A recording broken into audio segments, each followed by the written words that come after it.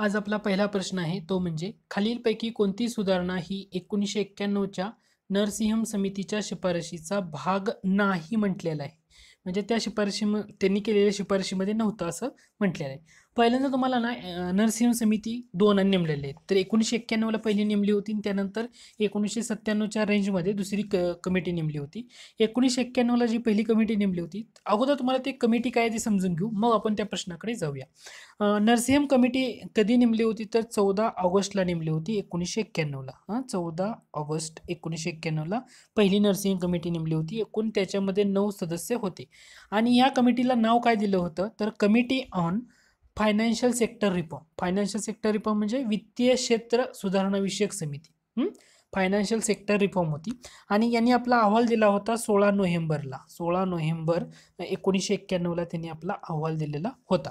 आता या अहवाल यांनी दिलेल्या काही महत्त्वाच्या शिफारशी आहेत, तर त्याच्यावर आपल्याला हा प्रश्न विचारलेला आहे. पहिला ऑप्शन आहे, ज्या व्यापारी बँका भांडवल पूर्ततेचा मानदंड पाळत असतील त्यांना रिझर्व्ह बँकेच्या मंजुरीशिवाय नव्या शाखा उघडण्याची मुभा.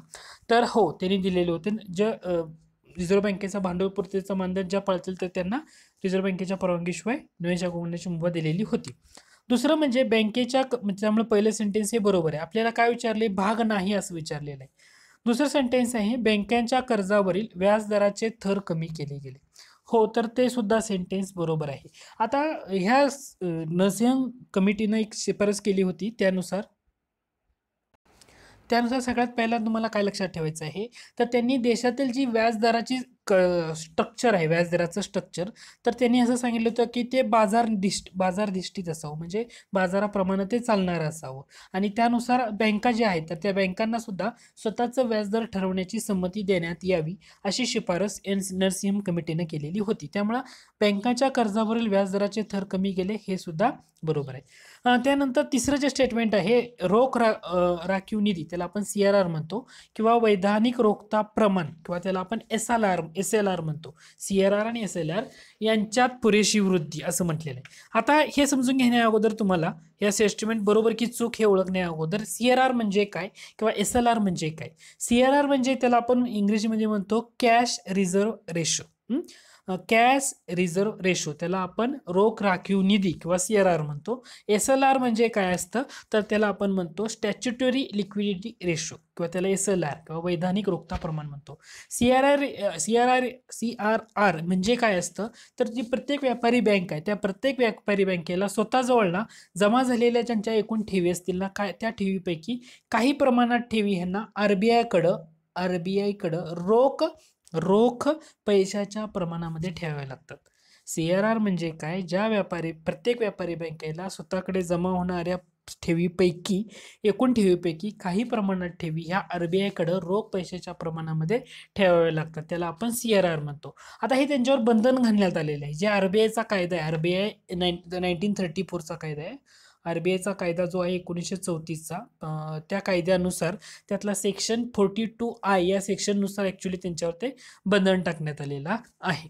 तर हे आहे CRR. SLR म्हणजे काय असतं, SLR म्हणजे त्याला आपण स्टॅच्युटरी लिक्विडिटी रेशो असं म्हणतो. SLR म्हणजे प्रत्येक व्यापारी बँकेला ना स्वतःजवळ जमा झालेले त्यांच्या एकूण ठेवी असतील त्या ठेवीपैकी काही ठेवी स्वतःकडे ठेवाव्या लागतात. तर ते ठेवताना कसं ठेवणं गरजेचं आहे, ते तुम्ही रोख स्वरूपात ठेवा किंवा सोन्याच्या स्वरूपात ठेवा किंवा काही मान्यताप्राप्त सरकारी रोखे आहेत ना, त्या सरकारी रोख्यांच्या स्वरूपामध्ये त्यांना ठेवावे लागतात, त्याला SLR म्हणतात. म्हणजे CRR म्हणजे काही ठेवी त्यांना रिझर्व्ह बँकेकडे ठेवाव्या लागतात, SLR म्हणजे काही ठेवी त्यांना स्वतःकडे ठेवाव्या लागतात. कसं लक्षात ठेवायचं, ज्यांना काहीच कळत नाही त्यांनी कसं लक्षात ठेवायचं, CRR डबल R असेल तर रिझर्व्ह बँकेकडे जाणार, डबल R आहे ना त्यामुळे रिझर्व्ह बँक RBI त्यांच्याकडे ठेवावं लागणार आणि एकच R असेल तर त्यांनी स्वतःकडे ठेवावं लागणार, असं लक्षात तुम्ही ठेवू शकता. आता याच्यामध्ये त्यांनी तिसरं स्टेटमेंट काय दिलेलं आहे की रोख राखीव निधी म्हणजे CRR आणि SLR यांच्यात पुरेशी वृद्धी असं म्हटलेलं आहे. तर हे स्टेटमेंट ॲक्च्युली चुकीचं ठरतं. ह्याच्यात वृद्धी म्हणजे होणारी वाढ, तर तसं नाही आहे. नरसिंहम समितीच्या दोन महत्त्वाच्या शिफारस आहे. पहिली महत्त्वाची शिफारस म्हणजे CRR बाबत आहे. CRRचं जे प्रमाण त्या काळी जे होतं 15%वरनं, तर ते काय केलं पाहिजे तर ते 3 ते 5% आणलं पाहिजे. म्हणजे बँकांना काही प्रमाणात रक्कम खर्च करायला मिळाली पाहिजे. तुम्ही जर CRR म्हणून 15%, समजा बँकेच्या एकूण ठेवी असतील ₹100, त्यातल्या 15% म्हणजे जवळजवळ ₹15 हे बँकांना काय करावं लागतं, रिझर्व्ह बँकेकडे ठेवावं लागतात रोख पैशाच्या स्वरूपामध्ये. तर बँकांना वापरायला राहणार पैसे किती, तर ₹85 राहणार ना, ₹15 ते RBI कडे ठेवल्यामुळं. तर ते प्रमाण जे होतं, तर त्यांनी असं सांगितलं हे 15% वरनं काय करावं, 3 ते 5% पर्यंत कमी करावं. म्हणजे CRRचं प्रमाण जे तत्कालीन म्हणजे त्या काळी जे 15% होतं, तर ते प्रमाण किती करणं गरजेचं आहे, 3 ते 5% प्रमाण करा. म्हणजे व्यापारी बँकांना त्या काही प्रमाणात पैसा वापरायला मिळेल. कारण 1991ची परिस्थिती म्हणजे आपण बरंचसं आर्थिक सुधारणांचा तो टप्पाच आहे, लक्षात घ्या. त्यामुळे CRRचं प्रमाण कमी केले, ह्याच्यामध्ये वाढ केली आहे का, नाही. त्यामुळं हे स्टेटमेंट चुकीचं ठरते. त्याचबरोबर जे SLRचं प्रमाण होतं, SLRचं प्रमाण सुद्धा त्यावेळी 38.5% होते. म्हणजे त्यांना स्वतःकडे, रिझर्व्ह बँकेनं स्वतःकडे ₹100च्या ठेवी जर असतील तर 38.5% ठेवी एवढ्या स्वतःकडे ठेवाव्या लागत होत्या. तर ते सुद्धा प्रमाण कितीपर्यंत कमी करा असं सांगितले नरसिंह समितीनं, तर ते सांगितलं होतं 25% पर्यंत तुम्ही ते कमी करायला हवं. म्हणजे नरसिंह समितीचे पहिल्या 2 महत्त्वाच्या शिफारस, पहिलं म्हणजे CRRचं प्रमाण 15% वरनं 3 ते 5% करा. SLRचं प्रमाण 38.5% वरनं ते काय करा, 25% पर्यंत करा. हे झालं. दुसरं म्हणजे बँकांच्या कर्जावर व्याजदराचं थर कमी केलं होतं. ज्या बँका, व्यापारी बँका भांडवल पूर्ततेचा मानदंड पाळत नाहीत त्यांना रिझर्व्ह पाळतील त्यांना रिझर्व्ह बँकेच्या मंजुरीशिवाय नवी शाखा उघडण्याला परमिशन देण्यात यावी. दुसरं म्हणजे याच्यामध्ये आता काही करा, आता चौथं स्टेटमेंट बघा, त्यामुळे तिसरं स्टेटमेंट चुकीचं आहे. म्हणजे आपलं उत्तर काय असणार आहे, तिसरं स्टेटमेंट. हे पुरेशी वृद्धी नाही पाहिजे होती, तर वृद्धीच्या ऐवजी फक्त घट शब्द असता, पुरेशी घट, तर हे स्टेटमेंट सुद्धा बरोबर ठरलं असतं. आता चौथं स्टेटमेंट पण पाहूया. चौथं स्टेटमेंट काय दिले, न्यूनतम भांडवल प्रमाण हे बेसल मानदंडावर आधारित असणं. आता बेसल मानदंड म्हणजे काय हे समजणं आपल्याला गरजेचं आहे. बेसल मानदंड म्हणजे आता बँका आहेत, बँका म्हणजे कर्ज देतात, म्हणजे बँकांची जी कर्ज मालमत्ता आहे त्याच्यामध्ये वाढ होत जाते. वाढ होते म्हणजे त्यांच्यामध्ये जोखीम वाढत जाणार. म्हणजे विविध प्रकारच्या बँकांच्या विविध प्रकारच्या ज्या कर्ज मालमत्तेमध्ये होत असणाऱ्या वाढीमुळं त्यांचं जोखीम जास्त होते. त्या जोखमीपासून त्या बँकाचं संरक्षण करणं गरजेचं आहे. त्यासाठी त्या बँकांना काय करावं लागणार, स्वतःचा भांडवल निधी वाढवावा लागणार. हेच काय आहे, तर हे बेसल निकष प्रमाणे ठरवून दिले. म्हणजे स्वतःची भांडवल पर्याप्तता त्यांनी साध्य केली पाहिजे. आता हे जे बेसल निकष आहेत, पहिला निकष, दुसरा निकष, तिसरा निकष, आता 1988 साली बेसल कमिटीनं पहिला बेसल निकष डिक्लेअर केलेला होता आणि भारतामध्ये तो कधी लागू करण्यात आला, तर 1992 मध्ये लागू करण्यात आला. त्यावेळी ना 8% जी कॅपिटल ॲडेक्वेसी म्हणजे त्याला आपण भांडवल पर्याप्तता साध्य केली पाहिजे असं सांगण्यात आलेलं होतं. 8% त्या बँकांनी आपला भांडवल निधी वाढवला पाहिजे असं सांगण्यात आलं होतं. बेसल निकष, तर हे बेसल प्रमाण आहे, हे न्यूनतम भांडवल प्रमाण बेसल मानदंडावर असावं, हे सुद्धा शिफारस ही नरसिंह कमिटीने केलेली होती. म्हणजे नरसिंह कमिटीने केलेल्या शिफारसीचा तुम्हाला अंदाज आला असेल. आता या सोडून तुम्हाला, आता हा पॉईंट जर घेतोय, या सोडून तुम्हाला इतर काही शिफारशी लक्षात घेणं गरजेचं आहे. दुसरं म्हणजे प्रुडेन्शियल नॉर्म्स, बँकावरनं प्रुडेन्शियल नॉर्म्स, त्याला आपण मराठीमध्ये प्रुडेन्शियल नॉर्म्स म्हणजे निकष, प्रुडेन्शियल म्हणजे दूरदर्शी निकष, बँकावरनं काही दूरदर्शी निकष लावणं गरजेचं आहे. म्हणजे कसं, त्यांची मालमत्तेचं वर्गीकरण करा. म्हणजे काही परफॉर्मिंग असेट्स, NPA म्हणजे नॉन परफॉर्मिंग असेट, अलाभदायी मालमत्ता कोणती, लाभदायी कोणती, याचा त्यांनी निकष किंवा त्याचं स्ट्रक्चर करणं गरजेचं आहे.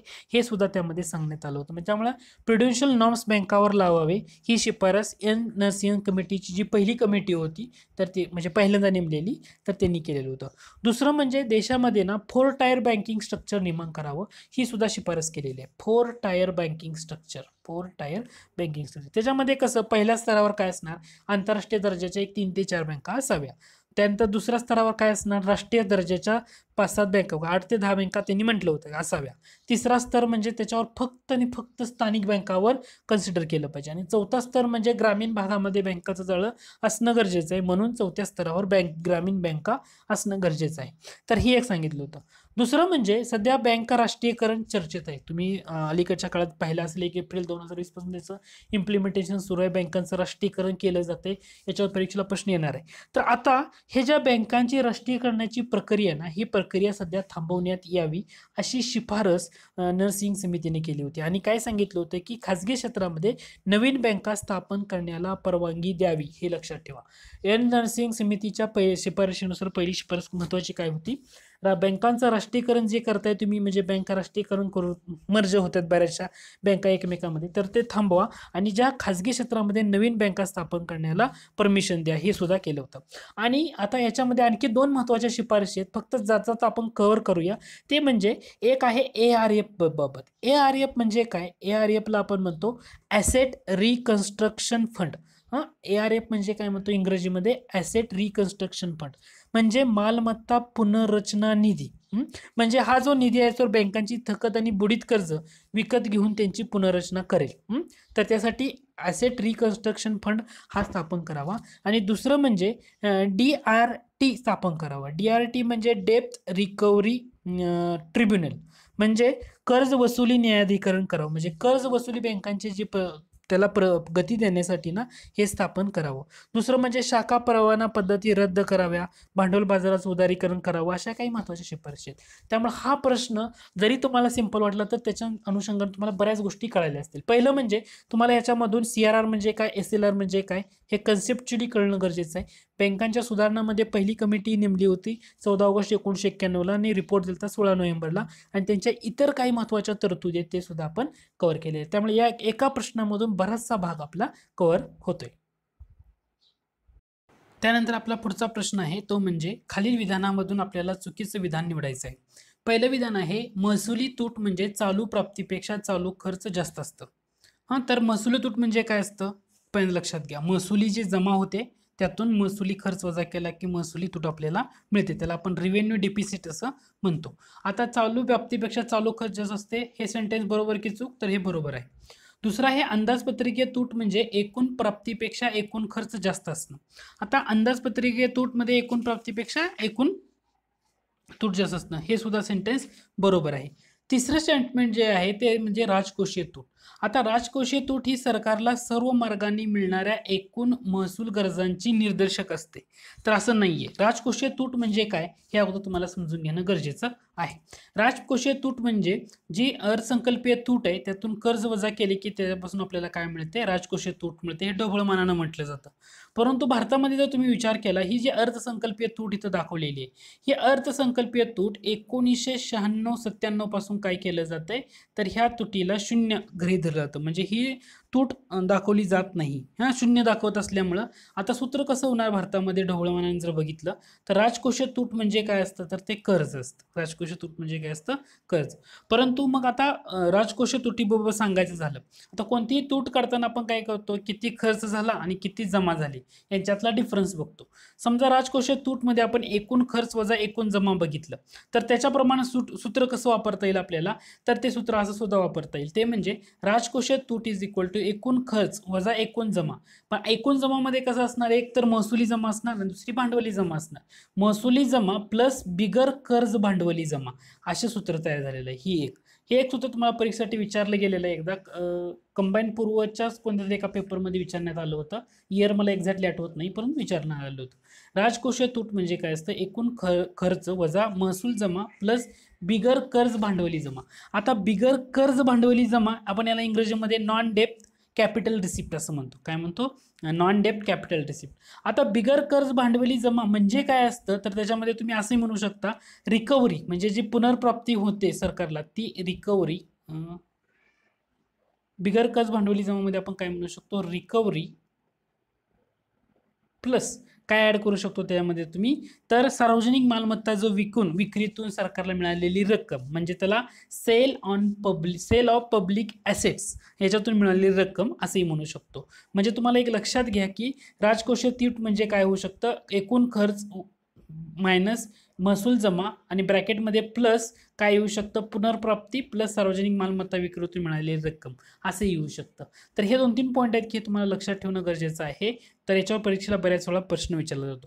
दुसरं म्हणजे महसुली तूट दिले, परंतु तुम्हाला जर मी असं म्हटलं परिणामी महसुली तूट किंवा त्याला आपण इफेक्टिव्ह रिव्हेन्यू डिफिसिट. आता ही इफेक्टिव्ह रिव्हेन्यू डिफिसिट ही कशी काढायची असते, ही जी आलेली महसुली तूट आहे म्हणजे आपली रिव्हेन्यू डिफिसिट आहे, या रिव्हेन्यू डिफिसिटमधून काय मायनस करायचं असतं, तर ह्याच्यामधून तुम्हाला ग्रँट इन ॲड्स म्हणजे तुम्हाला त्याच्यातली अनुदानं मायनस करायची असतात. अनुदानं जर ह्यातून वजा केली तर तुम्हाला परिणामी महसुली तूट सुद्धा यातून मिळते.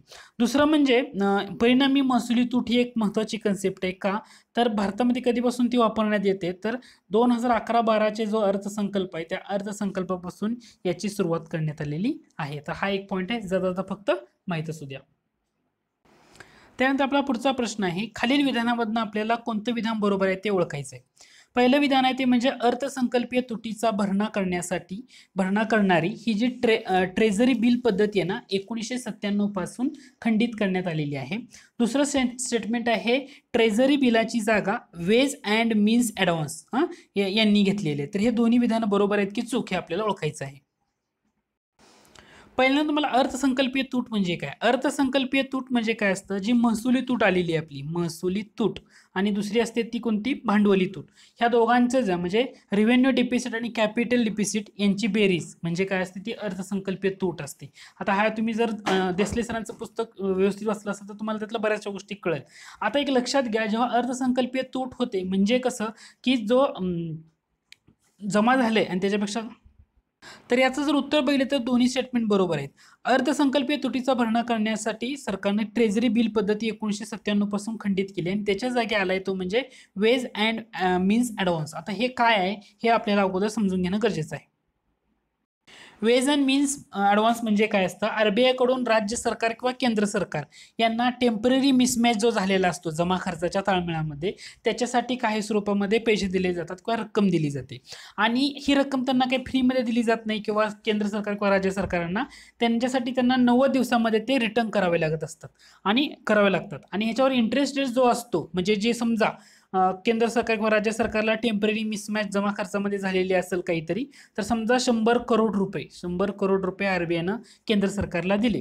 आता केंद्र सरकारनं ते 100 करोड रुपये 90 दिवसामध्ये RBIला परत वापस करावे लागतात आणि त्याच्यावर ते असं 90 दिवस काही फुकट वापरायला मिळत नाही, त्याच्यावर सुद्धा इंटरेस्ट लावलेला जातो आणि तो इंटरेस्ट रेट किती असतो, तर तो रेपो रेट आहे, रिझर्व्ह बँकेचा रेपो रेट आहे ना, तोच इंटरेस्ट रेट म्हणून लावलेला जातो.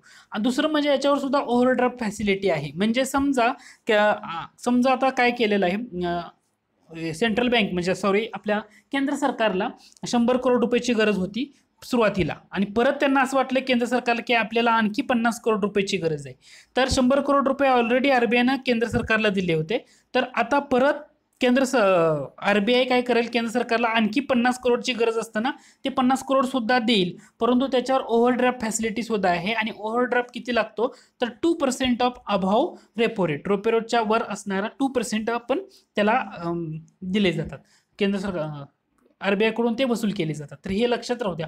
फक्त मला एवढं सांगायचं होतं की वेज अँड मीन्स काय आहे आणि ही जो कन्सेप्ट आहे अर्थसंकल्प तुटीचा भरणा करण्यासाठी जो ट्रेझरी बिल पद्धत होती 1997 पासून खंडित केली आणि त्याच्या जागी एक नवीन आलंय ते म्हणजे वेज अँड मीन्स ॲडव्हान्स. त्यानंतर पुढचा प्रश्न आहे, खालीलपैकी कशाचा समावेश तुटीच्या अर्ध भरण्याच्या परिणामामध्ये होतो. पहिला किमतीमध्ये वाढ, बचत रचनेत बदल आणि बँकांची पतनिर्मिती, ह्या 3 गोष्टी दिलेल्या आहेत आणि ह्याच्यामध्ये तुम्हाला पर्याय द्यायचे 1 ते 3, 1, 2 आणि वरीलपैकी सर्व. सुरुवातीला तुम्हाला तुटीचा अर्ज भरणं म्हणजे काय असतं, तर डिफिसिट फायनान्सिंग.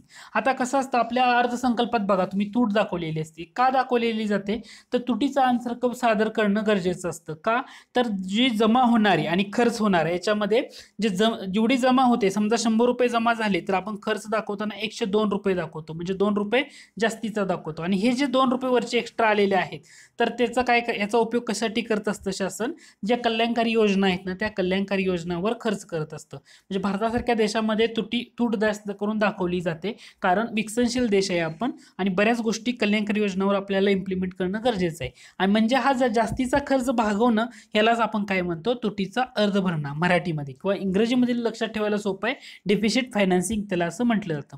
आता सुरुवातीला हा डिफिसिट फायनान्सिंग मांडण्याचा सल्ला कोणी दिला होता, तर तो केन्स नावाचा सायंटिस्ट आहे. केन्स नावाच्या सायंटिस्टनं कधी दिलेला होता, 1933 मध्ये अशा प्रकारे हा सल्ला दिला होता. म्हणजे भारताला स्वातंत्र्य मिळाल्यानंतर बऱ्याच गोष्टींचा ते इम्प्लिमेंट केलं. मग आता तुटीचा अर्ध भरणा केला म्हणजे आपण तूट जास्त दाखवतोय, तर ती आपल्याला भरून काढणं सुद्धा गरजेचं आहे.